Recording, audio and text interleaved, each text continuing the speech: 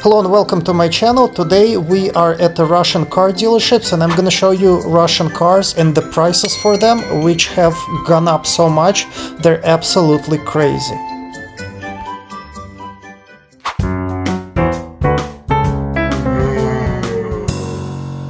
Current Russian cars evolved from LADA, which was a Soviet car, which you see right here.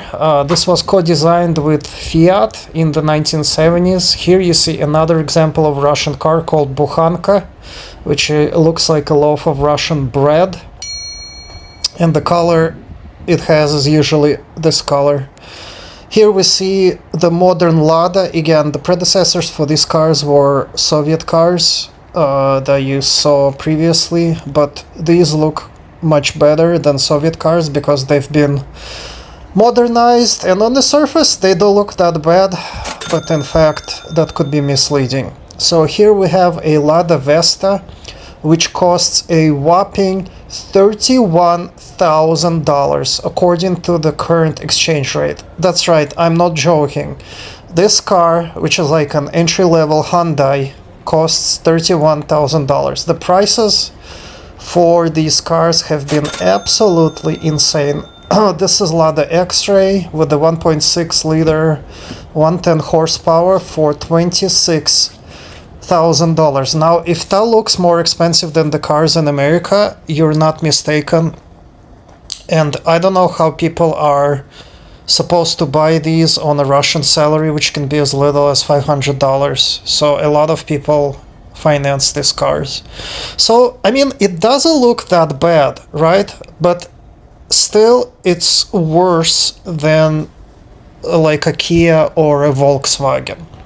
I mean, they're not that bad, but one of the reasons why they price these cars so high is because, one, they're extremely greedy, and two, they are factoring into account the shortages of Western cars like Volkswagen and Renault, which has left the market. So there's something clicking in this car.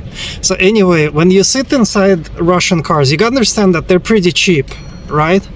But it feels like rinky-dinky. Like, I wouldn't say it feels like horrible, right? Not like Soviet cars. Soviet cars were 100 times worse than this. I don't think it's, I mean, it kind of feels like a Renault, you know, like a cheap version of Renault.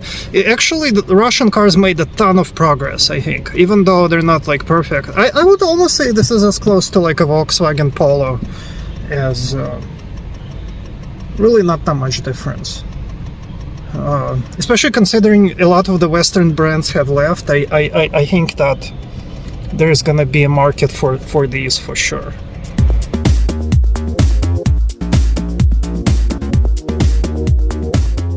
This is a Russian truck costing $52,000. That's right, this thing is more expensive than like a Toyota Tacoma, which is absolutely insane. Absolutely insane price for this thing. It's, I would say, worse than comparable Japanese trucks, but is priced higher. But again, this is you know, sanctions pricing for these cars. Even the doors like didn't close right. I mean, you know, this is better than, much better than what they made in Soviet times, but this thing should cost half of, you know, a comparable like Toyota. This is another truck called UAZ Patriot for $51,000 now. Try affording this on a $500 a month or $1,000 a month salary with a manual transmission.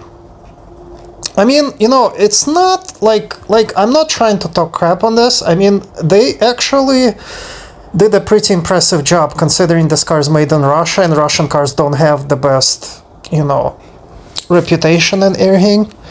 But these things are tremendously overpriced. $53,000. This costs as much as a BMW for a truck. I don't know if they were trying to price this in the neighborhood of like a G-Wagon, Maybe they're trying to take G-Wagons out of the market, but I don't know. The prices are just crazy. I was like walking around thinking how high the prices are there. That's pretty much it. But anyway, don't forget to subscribe, and I will see you guys in the next video.